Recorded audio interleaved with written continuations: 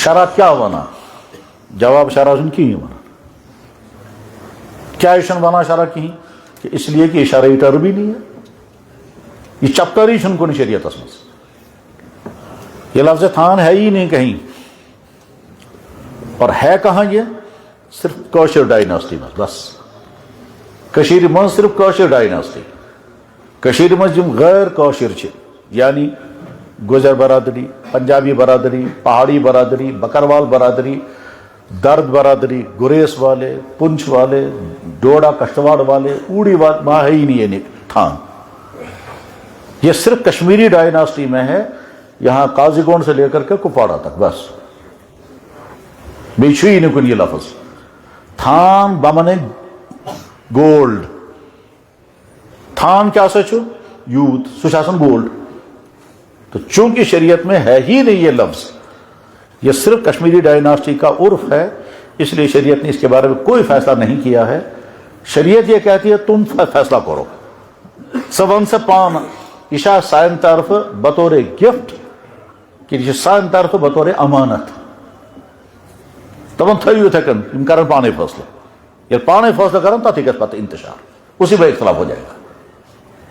کیوں؟ اس وقت جب جھگڑا ہو جائے گا تو لڑکے والے کہیں گے تھان دیو اس واپس، لڑکے والے کہتے ہیں یہ اس جتن تو واپس کتن، تل کرو شرعی فیصلہ، شرع کچھ کہتا ہی نہیں، نہ قانون اس بارے میں کہیں کچھ کلیئر ہے اور نہ شریعت کا اس بارے میں کلیئر۔ یہ اس لیے نہیں ہے کہ فرض کیجئے میں نے کوئی چیز اس کو دے دی، نہ چھس بہ زی ونان یہ چھو کیا، نہ چھ پرسان یہ چھو کیا، میں دیت ام روٹ یہ چیز وہ ام سن کہ میں واپس رٹوں، اگر یہ گفٹ ہے تو میں واپس نہیں مانگ سکتا، اور اگر امانت ہے تو اس کی ڈیوٹی ہے کہ یہ واپس کرے۔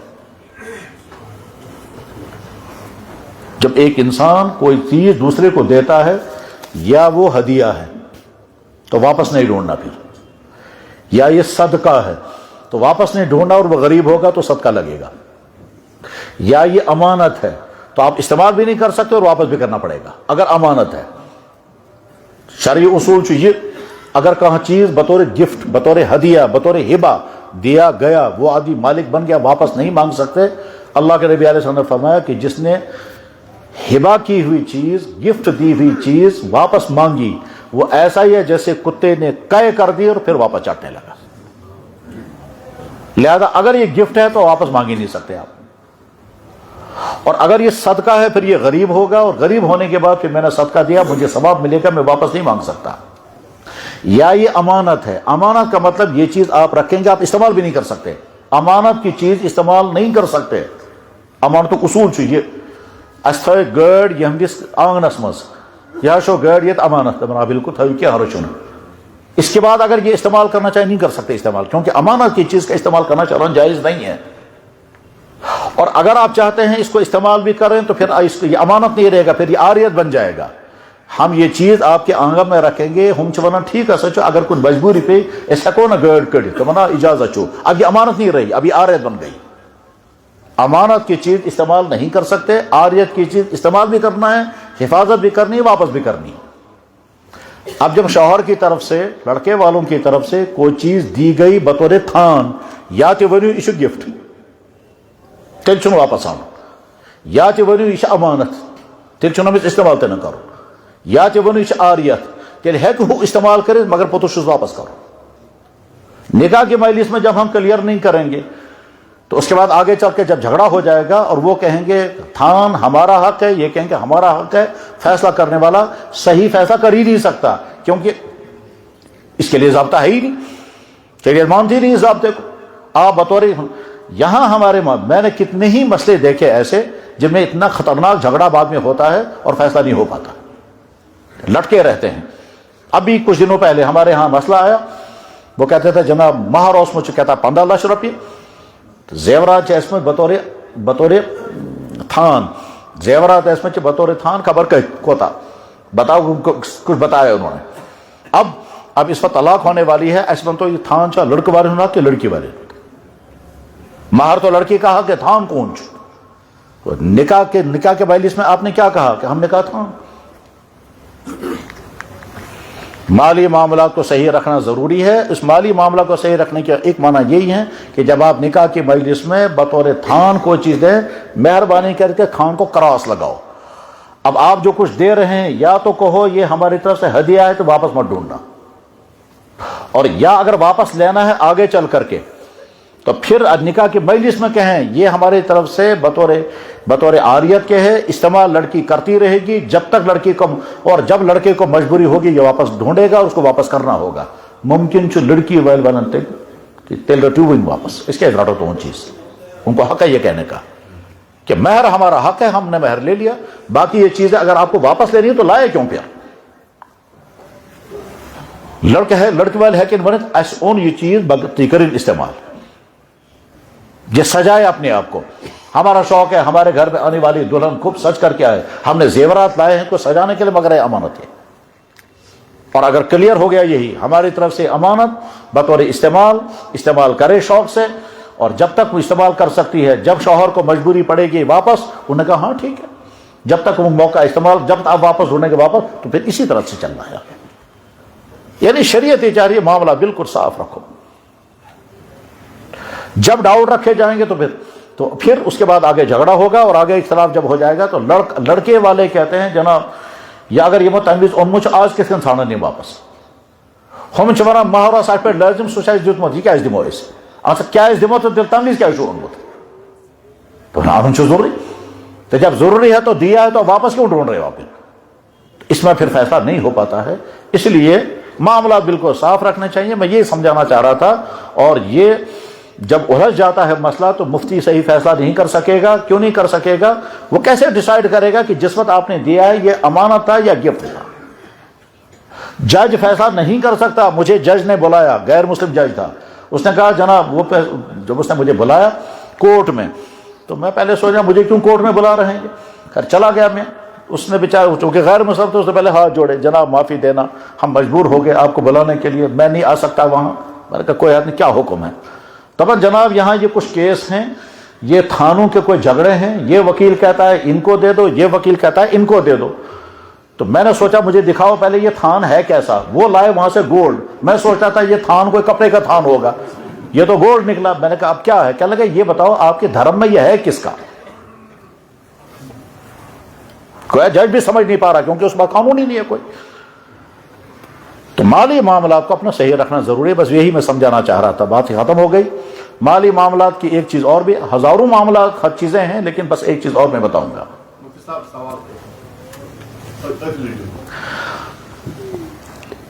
بے شمار لوگ بیمار ہوتے ہیں، اللہ سب کو محفوظ فرمائے بیماریوں سے. تو کبھی ڈاکٹر کہتا ہے 100 روپئے ٹھیک، ٹیسٹ ساری ٹھیک مگر بیمار چو بیمار، ٹیسٹ ساری ٹھیک بیمار. اس کے بعد یہ جائے گا کسی پیر کے پاس. پیر سے مراد عامل. یہ بعض عاملوں کا معاملہ یہ ہے کہ وہ کیا کہیں گے ات لگن 10,000 ات لگن 50,000. پھر وہ تھوڑا سا تعویذ بنا کے دیکھے. یہ سوچے یہ جو 10,000 اور 50,000 یہ رٹا یہ کم رٹے یہ شاہ امسن خط جائز.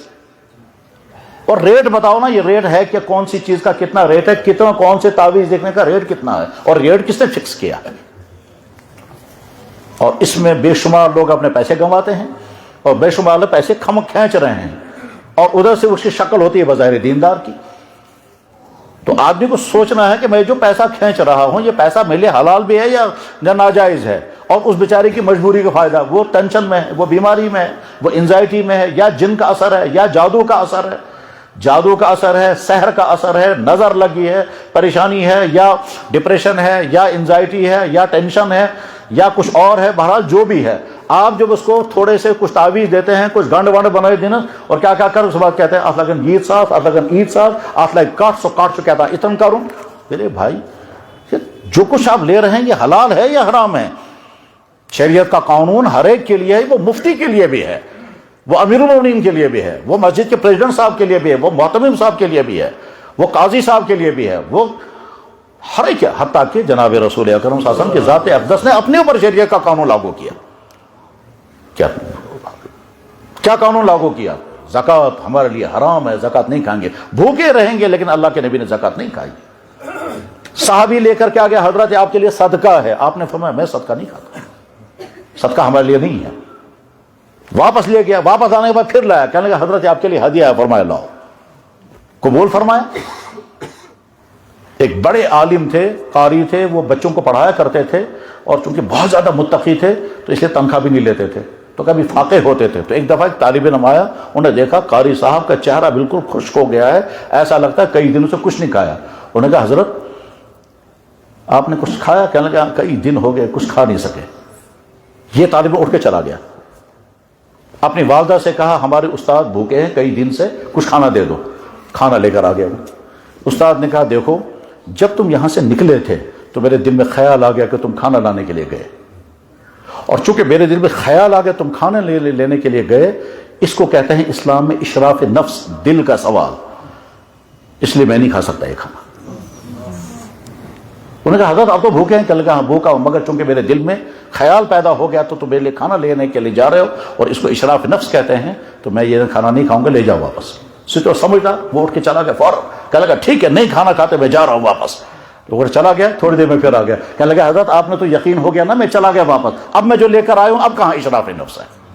فرمایا ہاں اب لاؤ, اب میں کھا سکتا ہوں. یعنی احتیاط کرنے والے کتنی باریک چیزوں کا بھی احتیاط کرتے تھے. بہرحال تو جو یہ تعویذوں کی بنیاد پر پیسے کھینچنے والے ہیں وہ اچھی طرح سے دیکھیں وہ کیا کر رہے ہیں. پیسہ لینا جائز بھی ہے یا نہیں, اور اگر جائز ہے تو کتنا, اور کہیں آپ اس پیشنٹ کا استحصال تو نہیں کر رہے ہیں, اس کی مجبوری کا فائدہ اٹھا کر کے اس سے رقمیں تو نہیں کھینچ رہے ہیں. یہ بہت بڑا کوسچن مارک ہے ان تمام لوگوں کے لیے جو اس میں بہت سارے بیماروں کا بھی قصور ہے. بیماری کچھ اور ہوگی مشبہ ہے, میں کیا تھا میں پوچھتا ہوں میں دیتا ہوں نظر, وہ زبردستی کہتا کچھ نہ کچھ کرو. پھر بعض لوگ جو ہیں اس کو تسلی دینے کے لیے کچھ لکھ کر دیں گے دبا گو ٹھیک. وہم سے اپنے آپ کو بچائیں, جہاں جادو نہیں, جہاں سحر نہیں ہے, جہاں کوئی جن کا اثر نہیں ہے, وہاں اپنے آپ کو خام کا پیشنٹ نہ بنائیں. اور اگر واقعی کہیں ہے اور علاج کرنے والے ہیں تو علاج کرنے والے سوچیں, وہ دیکھیں کہ آپ خدمت خلق کا کام کر رہے ہیں, اللہ کے رضا کے لیے کر رہے ہیں, یا خدا نہ خواستہ آپ نے اس پیشے کو کاروبار بنایا لوگوں سے پیسہ کھینچنے کے لیے, اور اس کے لیے پھر جہاں جیسا موقع ویسا پیسہ کھینچ رہے ہیں, کہیں سینکڑوں میں, کہیں ہزاروں میں, کہیں جانوروں کی شکل میں, کہیں کس شکل میں. حتیٰ کہ ایک آدمی کے بارے میں نے سنا جو کشمیر میں نہیں ہے, کشمیر وادی کشمیر سے باہر, اس نے وہ کیا کہتا ہے, کہنے لگا آت لائک کرہون کاٹ, وہ کہتا ہے وہ کرہون کٹ سانو تب ٹھیک میں ذہن کار موجود سان پونس لیے اسے 11,000 لے کر کے کاٹ لایا پرانک, اس کو لا کر دکھایا یہ ہے پرونک, ٹھیک ہے دبا اس کرنا اور پانے زبا پانوں کرو تقسیم. وہ چلا گیا واپس, کاٹ لے جا کر کچھ کو دے دیا. دوسرا پیشنٹ آیا, کہنے لگے ہاں آت لائک کرہون کاٹ, ٹھیک وہ کرہون کاٹ کا لایا پور سے کہ کسی کرہون کاٹ ہیتین امس تے 10-15 روپیے کاٹ گو ہمس واپس جب جو پیشنٹ واپس. انا للہ, اس طرح انسان فراڈ کرے گا. جس آدمی کے بارے میں یہ میں نے سنا اس کا وہ گاؤں بھی مجھے معلوم ہے, وہ ڈسٹرکٹ بھی مجھے معلوم ہے, لیکن یہ وادی کشمیر کا نہیں ہے. خیر کہیں کا بھی ہو, کہیں کا بھی ہو, سوال یہ ہے کہ جو پیسہ انسان کما رہا ہے یہ پیسہ حلال ہے یا حرام ہے. مالی معاملات کو صحیح رکھنا بہت زیادہ ضروری ہے. اس کی بہت سارا تفصیلات ہیں, وہ تفصیلات ساری بیان نہیں کی جا سکتی.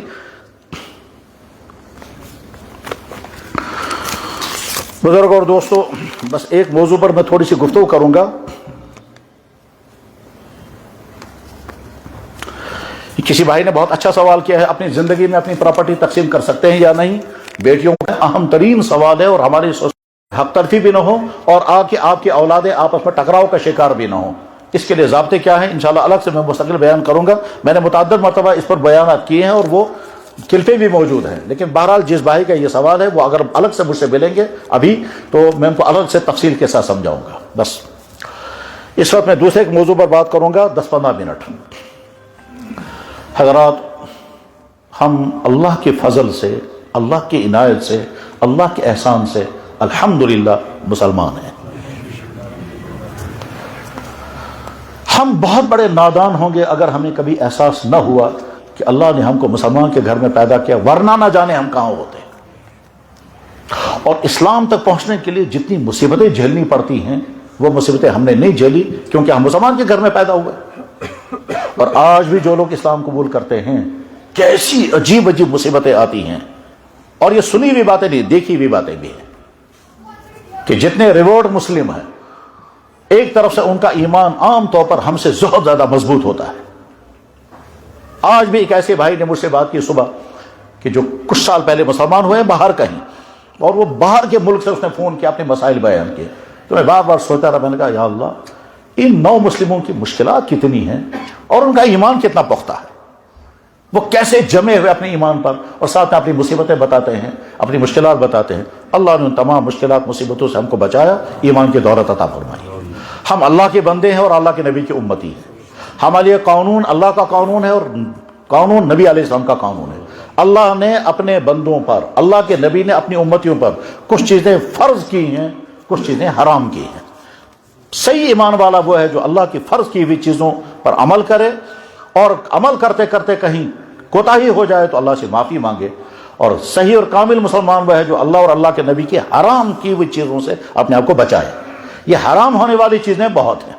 اس کا تعلق دل سے بھی ہے, زبان سے بھی ہے, آنکھوں سے بھی ہے, کان سے بھی ہے, کمائی سے بھی ہے, خرچ کرنے سے بھی ہے, رویوں سے بھی ہے, بیہیویئر سے بھی, ہر چیز کے ساتھ ہے, ہر چیز کے ساتھ ہے. یعنی یہاں تک کہ اللہ کے نبی علیہ السلام نے فرمایا جب تم کسی مسلمان سے ملاقات کرو تو خوش دل ہو کر ملاقات کرو.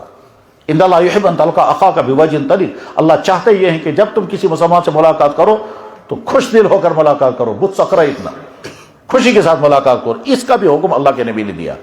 تو ہر مسلمان کی ذمہ داری ہے کہ وہ یہ سمجھے کہ اللہ نے اور اللہ کے نبی نے کتنی چیزیں مجھ پر لازم کی ہیں, اور اللہ اور اللہ کے نبی نے کتنی چیزیں مجھ پر حرام کی ہیں.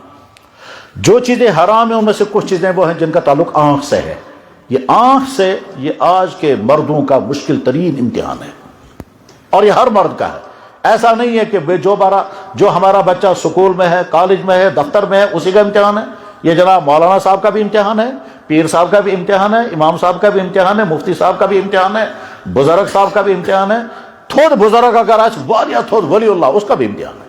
سب کے لیے یہ امتحان ہے, کیونکہ چاروں طرف سے بے پردگی ہے, چاروں طرف سے اٹریکٹیو لباس پہنی ہوئی خواتین ہیں. وہ ہماری ہی بیٹیاں ہیں, ہماری ہی مائیں, ہماری ہی بہنیں, مسلمان ہی ہیں. تو گویا امتحان ہے آج کے مردوں کے لیے اپنی آنکھوں کا کنٹرول. اسی طرح سے حرام کمائی کے ذریعے سے پیسہ جمع کرنا پورے معاشرے میں ہے, دفتروں میں ہے, کورٹوں میں ہے, ہسپتالوں میں ہے, سکولوں میں ہے, حتیٰ کہ ہر جگہ ہے. حرام ذریعے سے پیسہ کمانا, حرام ذرائع استعمال کر کے پیسہ جمع کرنا. تو حرام سے اپنے آپ کو بچانا, آنکھ کو اپنے آپ کو کنٹرول میں رکھنا, رشوت سے اپنے آپ کو بچانا, سود سے اپنے آپ کو بچانا, بد کلامی سے اپنے آپ کو بچانا, گالیاں دینے سے اپنے آپ کو بچانا, میوزک سننے اور ڈانس دیکھنے سے اپنے آپ کو بچانا. یہ ساری چیزیں وہ ہیں جو اللہ اور اللہ کے نبی نے حرام کی ہیں. اب ایمان والا کہتا ہے جناب بہت مشکل ہے. ایک ایمان والا وہ ہے جو ان تمام چیزوں سے بچنا ہی نہیں چاہتا, تو اس کے لیے تو دعا بھی کریں گے اور نصیحت بھی کریں گے کہ یہ چیزیں حرام ہیں, اپنے آپ کو بچاؤ. جب وہ یہ مان لے گا کہ ہاں یہ چیزیں میرے دین نے حرام کی ہیں, اب اگلا قدم ہوگا اسے اپنے آپ کو بچاؤ. جو ہی اگلا قدم شروع ہو جائے گا تو یہ امتحان ہے, اور ہر وقت انسان کو لڑنا پڑے گا. مسجد سے باہر نکلے, سڑک پر پہنچے, گھر میں گئے, دفتر میں گئے, ہسپتال گئے, سکول گئے, شاپنگ سینٹر گئے, جہاں بھی جائیں گے وہاں یہ بے پردگی ہے. اس بے پردگی میں اپنے آپ کو بچانا ہے مشکل. رات کو موبائل کھولا, اس میں نہ جانے کیا کیا ہے, اپنے آپ کو کنٹرول کرنا مشکل. دیکھنے والا وہاں کوئی نہیں ہے, تو گناہوں سے اپنے آپ کو کیسے بچائیں, بس یہ ہے سوال. ایک وہ شخص جو بچنا ہی نہیں چاہتا, وہ سمجھتا ہی نہیں ہے یہ گناہ, وہ اس کو جرم سمجھتا نہیں, اس کا کیس الگ ہے. لیکن وہ بھائی جس میں ہم سب شامل ہیں, ہم سمجھتے ہیں کہ اللہ نے جو چیز حرام کی ہے, اللہ نے آنکھ دی, اسی اللہ نے فرمایا یہ چیز نہیں دیکھنا, تم ڈانس نہیں دیکھنا, غلط گندے فوٹو نہیں دیکھنا, نامحرم عورتوں کو مت دیکھنا. اسی طرح سے کسی مرد کے پرائیویٹ پارٹ کو بلا ضرورت کے نہیں دیکھنا. بس 3-4 چیزیں جو اللہ نے آنکھ کے لیے حرام کی ہیں. نامحرم عورت کو دیکھنا, نامحرم عورت کا فوٹو, چاہے وہ موبائل میں ہو, چاہے ٹی وی میں ہو, چاہے کس میں ہو, اس کو دیکھنا. آج آپ ٹی وی کھولیں گے وہاں پہلے ڈانس آئے گا, موبائل کھولیں گے آپ کو فون کرنا, وہ ہو سکتا ہے پہلے وہاں کوئی یوٹیوب چینل کھل جائے گی, اس میں نہ جانے کوئی کا ڈانس چل رہا ہوگا, ننگی عورتیں ہوں گی, اور ادھر سے ریس چل رہی ہے اپنے آپ کو ننگا پن کرنے کی, اور ساری دنیا اس مصیبت میں مبتلا ہے. دنیا کے قوموں کے لیے تو یہ کوئی جرم نہیں ہے, ان کے ہاں تو حلال حرام ہے ہی نہیں, وہ تو اسلام ہے, اسلام میں ہے یہ چیز حلال ہے, اسلام حرام ہے, اسلام کلیئر ہے. اگر کوئی انسان نہیں مانتا اس کو تو اس کا نہ ماننا جو ہے وہ غیر اسلامی ہے. اسلام کلیئر کٹ کہتا ہے، بالکل ایسے جیسے میڈیکل کہتا ہے یہ چیز آپ استعمال نہیں کریں گے. اب سارے لوگ اگر سگریٹ پی رہے ہیں لیکن میڈیکل تو وہی کہے گا کہ شراب جو ہے وہ نقصان دہ. اگر دنیا کی ساری قومیں شرابیں پی رہی ہیں اور دنیا کی حکومتوں نے شرابوں کو الاؤ کر دیا ہے اور شراب کی دکانیں کھل رہی ہیں، اسلام کہتا رہے گا شراب حرام ہے. جناب پھیل گیا ہے پورے میں، اب اس کو حلال کر دو، یہ نہیں ہو سکتا. اسلام ہے، وہ کلیئر کٹ ہے، وہ صاف کہے گا. بلکہ ابھی چند دنوں پہلے میں نے ایک عجیب رپورٹ پڑھی، برطانیہ کے کسی سکول میں بگڑے ہوئے بچوں کو سدھارنے کے لیے ان کو مارنا شروع کیا. کہنے لگا مارنے کی وجہ سے بچے سدھر گئے. اسلام نے تو پہلے ہی کہا تھا سزا دے سکتے ہیں. تو خیر مجھے ابھی وہ بات نہیں کرنی ہے. حرام سے جب ہم بچنا چاہتے ہیں اور بچ نہیں پاتے تو پریشان ہو جاتے ہیں. تو کیا چیز ہے جس کے ذریعے سے ہم حرام سے بچ جائیں؟ تو جواب، پہلا اصول اللہ تعالیٰ فرماتے ہیں ان الصلاۃ تنہی عن الفحشاء والمنکر، نماز تم کو برائیوں سے روک دے گی. اب اگر ہم نماز پڑھ رہے ہیں پھر بھی برائی سے رک نہیں پا رہے ہیں، نماز پڑھ رہے ہیں پھر بھی ہماری آنکھ کنٹرول میں نہیں ہے، نماز پڑھ رہے ہیں اس کے باوجود رات کو میں موبائل کے گندی چیزوں کو اوائڈ نہیں کر پا رہا ہوں، میں نماز پڑھ رہا ہوں اس کے باوجود دفتر میں رشوت لے رہا ہوں، نماز پڑھنے کے باوجود میں بد کلامی کرتا ہوں، گالیاں دیتا ہوں، میوزک سنتا ہوں، ڈانس دیکھتا ہوں، ماں باپ کے ساتھ بد کلامی کرتا ہوں، بیوی پر ظلم کرتا ہوں، نماز کے باوجود، اس کا مطلب نماز میں ڈیفیکٹ ہے. کیونکہ اللہ فرما رہے ہیں کہ نماز کی وجہ سے تم برائی سے رکو گے. میں اگر سالہ سال سے نماز پڑھ رہا ہوں، میری نماز مجھے کیوں نہیں روک پا رہی ہے؟ جب کسی دوائی کے بارے میں طے ہے کہ یہ دوائی فلانی بیماری کو کنٹرول کرتی ہے، سالہ سال ہو گئے مجھے دوائی کھاتے ہوئے پھر بھی دوائی کنٹرول نہیں کر رہی، یا دوائی ڈپلیکیٹ ہے اور یا کچھ اور مسئلہ ہے. تو نماز کے متعلق اللہ فرما رہے ہیں یہ تم کو برائیوں سے روک دے گی. اگر نماز کے باوجود آدمی برائی سے نہیں روک پا رہا ہے تو اس کا نماز کے اندر جو ڈیفیکٹ ہے اس ڈیفیکٹ کو دور کرنا ہے. وہ ڈیفیکٹ کیا ہوگا؟ ایک تو ہے نماز کا ظاہری ڈھانچہ، قیام، رکوع، سجدہ، تحیات، یہ تو ظاہری ڈھانچہ ہے. ایک ہے اس کا اندر کی روح. وہ اندر کی روح یہ ہے کہ جتنی اللہ کی طرف توجہ ہوگی، جتنا زیادہ خشوع ہوگا، جتنا احساس ہوگا کہ میں اللہ کو سنا رہا ہوں، میں اللہ کو سجدہ کر رہا ہوں، کچھ عرصے کے بعد یہ نماز مزیدار بنے گی. جیسے گانا گانے والوں کو بڑا مزہ آتا ہے گانا گاتے ہوئے، وہ تو کچھ بھی نہیں ہے. انسان کو اپنے نماز پڑھنے میں اتنا لطف آئے گا، اتنا مزہ آئے، کیونکہ اللہ کے نبی نے فرمایا نماز میری آنکھوں کی ٹھنڈک ہے. تو یہ نماز جو اللہ کے نبی کے آنکھوں کی ٹھنڈک ہے وہ ہم کو بوجھ کیوں لگ رہی ہے؟ اس کا مطلب یہ ہے کہ ہمیں نماز کا بھی ٹیسٹ آیا ہی نہیں. اسی لیے ایک وہ محدث کہا کرتے تھے کہ اللہ اگر جنت میں نماز پڑھنے کی اجازت نہیں تو جنت کا کوئی فائدہ نہیں. کہ اللہ جنت کی کسی نعمت میں اتنا مزہ نہیں جتنا نماز میں مزہ ہے. تو گویا اپنی نماز کو اچھا کریں، اور جو ہے اپنی نماز کو اچھا کریں گے نماز سٹرانگ ہو جائے گی، اور اس کا پھر برائی سے رکنا آسان ہو جائے گا. اصول نمبر 1. اصول نمبر 2، جب انسان کسی نامحرم کو دیکھے، تو آدمی کی 2 حالتیں ہوں گی. یا تو کہے گا غلط ہو گیا، فوراً آنکھ ہٹا لی. اللہ کے نبی نے فرمایا پہلی نظر پڑ گئی، تم نے اگر نظر ہٹا لی تو پہلی نظر معاف ہو گئی. اور اگر دوبارہ دیکھنے کو جی چاہ رہا ہے تو پھر لڑنا شروع کر دیں، میں اپنے آپ کو نہیں دیکھنے دوں گا. طبیعت چاہ رہی پھر دیکھیں، کہیں گے نہیں دیکھنے دوں گا، میں نہیں دیکھنے دوں گا. لیکن اگر آپ شکست کھا گئے اور آنکھ پھر دوبارہ اٹھ گئی تو فوراً یہ سوچنا ہے تم اس کو دیکھو، اللہ تعالیٰ تمہیں دیکھ رہا ہے.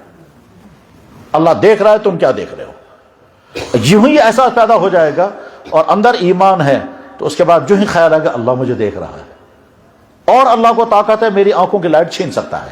ابھی نہیں تو کچھ عرصے کے بعد چھین لے گا. جب تک کہ میں نے تمہیں منع کیا تھا اس کے بعد جو تم نے آنکھوں کا غلط استعمال کیا، میں تو جو ایسے حالات پیدا کر دوں کہ آنکھوں کی لائٹ چلی جائے گی. چنانچہ میں نے ایک آدمی دیکھا ہے ایسا، 22-24 سال کا نوجوان، آج وہ 28 سال کا ہوگا. اس 22 یا 24 سال کے جوان نے جب مجھ سے ملاقات کی، 2 آدمی اس کو پکڑ کر کے لائے اور آ کر کے کہنے لگا جی اچانک میری آنکھوں کی لائٹ چلی گئی، اور ڈاکٹر یہ کہتے ہیں کہ ہم کو سمجھ میں نہیں آتا وجہ کیا ہوئی ہے. پھر اس نے بتایا میں فلاں غلطی کرتا تھا، فلانا گناہ کرتا تھا جو بہت شرمناک ہے، اور چپکے سے کان میں بتایا میں نے یہ غلطی کی ہے، شرمناک غلطی، اور شرمناک غلطی کی سزا لگ گئی کہ آنکھوں کی لائٹ چلی گئی. میں نے اس آدمی کو دیکھا، وہ مجھ سے ملتا بھی رہتا ہے. کیا اس کا اچانک ایکسیڈنٹ ہو گیا، سر زمین پر لگ گیا، سورا ہسپتال میں سر کا علاج ہو گیا، زبان بیٹھ گئی، اب وہ بات ہی نہیں کر پاتا. بس وہ جب وہ ملتا ہے زبان کے اشارہ کر کے کہتا دعا کرو میری زبان کھل جائے، زبان بات ہی نہیں کر پا رہی ہے. ڈاکٹروں نے کہا کہ اب اس کا علاج نہیں ہو سکے گا. اللہ حفاظت فرمائے اس شخص کو میں نے دیکھا جب میرے پاس آیا، اللہ رحم فرما، اللہ معاف فرما، ہونٹ بند کر کے وہ رونے لگا۔ میں نے پوچھا کیا کہنا چاہتے ہیں آپ؟ وہ کچھ نہیں کہہ رہا تھا، آنکھوں سے آنسو گر رہے تھے، نہیں کہہ رہا، آنکھوں سے آنسو گر رہے تھے۔ دوسرا آدمی نے کہا کہ جناب اس کا معاملہ عجیب ہو گیا، اس کی زبان میں کینسر ہو گیا، اور پھر ڈاکٹر نے زبان کاٹ دی، ورنہ پورے منہ میں پھیل جائے گا۔ اب یہ بیچارہ منہ بھی نہیں کھول پاتا ہے، یہ کہنا چاہتا ہے کہ میرے دعا کرو میری زبان ٹھیک ہو جائے۔ اللہ کو طاقت ہے، زبان ٹھیک کر سکتے ہیں، ٹھیک ہے، دعائیں کر سکتے ہیں، لیکن یہ بھی ہوتا ہے۔ تو بس اپنے آپ کو سمجھنا کہ دیکھو تمہیں یہ بھی ہو سکتا ہے، یہ بھی ہو سکتا ہے، یہ بھی ہو سکتا ہے اگر تم نامحرم کو دیکھو گے۔ نمبر 3، آپ کہیں گے میں نے آج تک ہزاروں مرتبہ نامحرم کو دیکھا ہوگا، ہاتھ میں کچھ نہیں آتا، ملتا کچھ بھی نہیں ہے۔